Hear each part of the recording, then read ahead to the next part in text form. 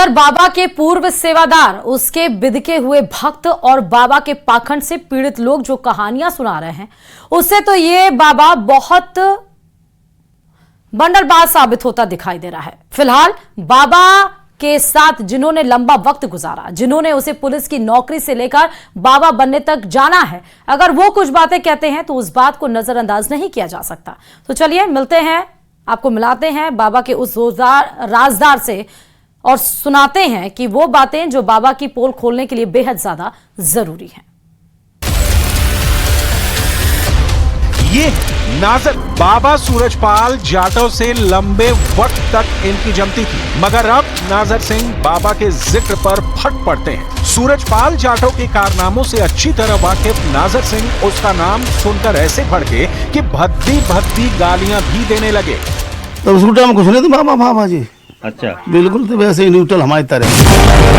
नाजर सिंह का गुस्सा जब शांत हुआ तो उनसे बाबा की हर जानकारी जुटानी शुरू की। तफसील से आप बाबा के सबसे बड़े राजदार से जानिए कि कैसे सूरजपाल जाटव के चमत्कार के सारे दावे हवा हवाई होते जा रहे हैं। किसी का ये पेन हो जाएगा या पर्स गिर पड़े तो पर्स उनको उन्हीं गाड़ी को मिलेगा।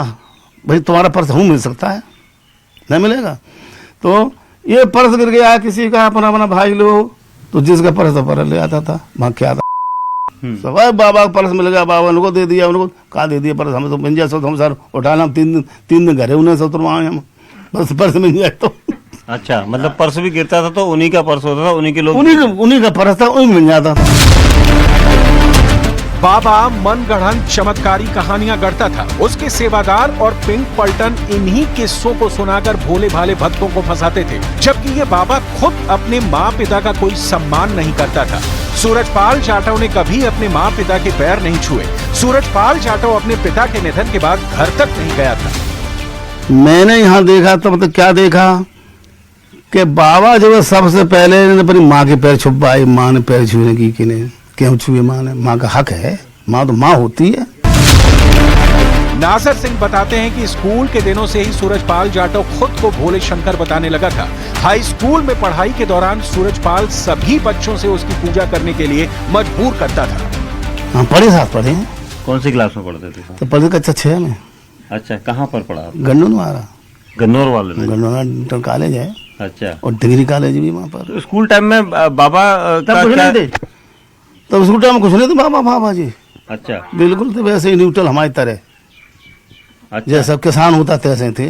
चमत्कार वगैरह कुछ नहीं था? कुछ नहीं था उनके पास। चमत्कार चलेगा, चिड़िया भी तक नहीं उनके पास थी कोई। चमत्कार तो बहुत चीज, बड़ी चीज होती है। छठी क्लास में था? हाँ, तो क्या होता है छठी क्लास हम भी थे ना, जो पहले पढ़ते थे। हम छठे में बाद में गए थे। हम 1966 में 1966 में गया था छठे में, जो हमसे पहले थे 2-3 क्लास पहले के। ये थी वहाँ पर। तो फिर स्कूल कितने तक पढ़ा उन्होंने?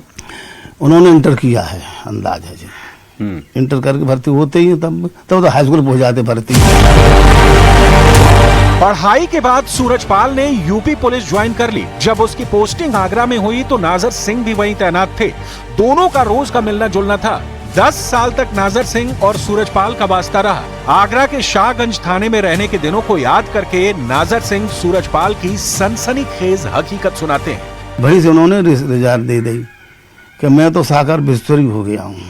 ऐसा कहा गया था? ये कहा, खुद कहते थे, हम सुनते थे ना, रहते थे तो हमें तो उन्हें कभी कुछ दिखा हो ना। हम लोग साकार बिस्तरी के भोलेनाथ हैं कि बजरंग बली, हम काम में कुछ है ही नहीं। सब बात बता रहा हूँ मैं, बिल्कुल जो अच्छा समझ दी।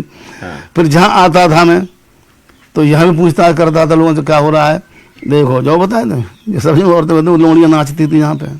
साफ कह रहा हूँ, जो बाबा कर रहे थे कर ले। लोहड़ियाँ नाचती थी, लोहड़ियाँ की सेवा करती, लोहड़ियाँ की बार फार काटती थी। यहीं की बात कर रहा हूँ, जो अंदर का ही वो ताम है। बाबा की पूरी तरह चमकाने के लिए सूरजपाल ने पुलिस की नौकरी भी छोड़ दी। लोकल इंटेलिजेंस यूनिट से इस्तीफा देकर बाबा एक धुन भक्तों को बेचने लगा था।